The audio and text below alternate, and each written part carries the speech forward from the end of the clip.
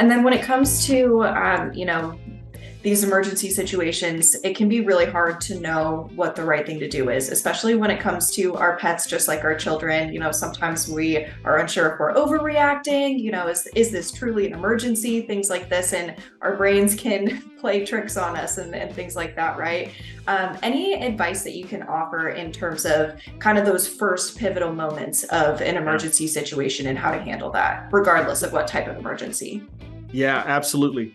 First things first, you have to take care of yourself. Make sure that you're not in danger, and know that goes against every tenet of our being.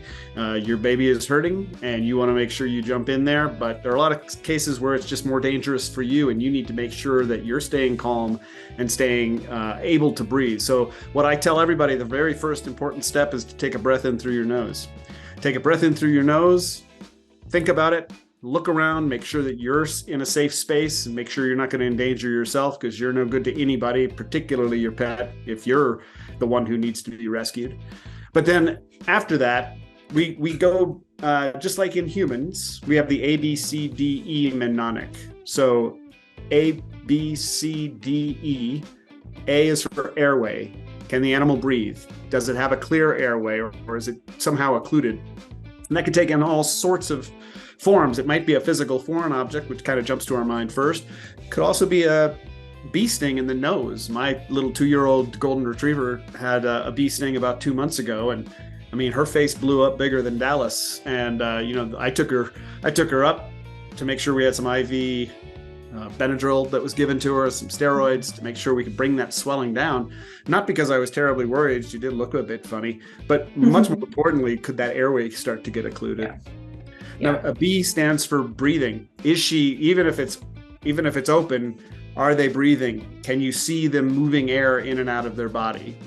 Now, a C stands for circulation.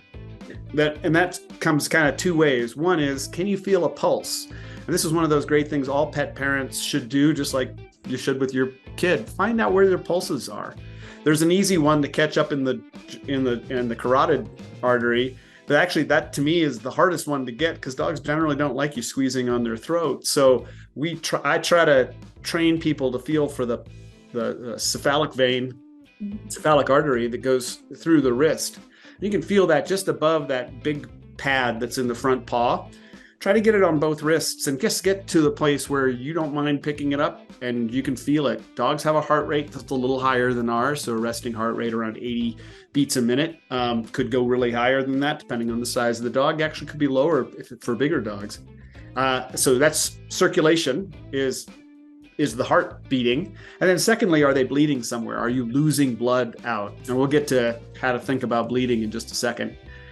D is disability. Does that mean that the animal is somehow unable to do something it's naturally supposed to do? Obviously, it's a first aid situation, so you think that there probably is, but it's worth going through. Are they mentally all there? And if not, are they losing abilities, some kind of bodily function? And then last is exposure. Are they now, or have they recently been exposed to high temperatures or low temperatures is usually what we think about with that. So those are your first triaging steps to say, okay, I'm going to check the whole body. I'm going to see where they are, figuring out what it is. Most of the time it's really obvious, but if you can go through each one of those steps in turn, that helps you both calm down, because it means your brain is working now. And then secondly, you don't miss something. I can't tell you how many times we've had major bleeds that somehow got missed by the owners because the dog was having a difficult time bleeding. And you're like, well, did you notice that there was the bleed, that the dog was bleeding out of its back foot? No, I never saw that. You just focused here.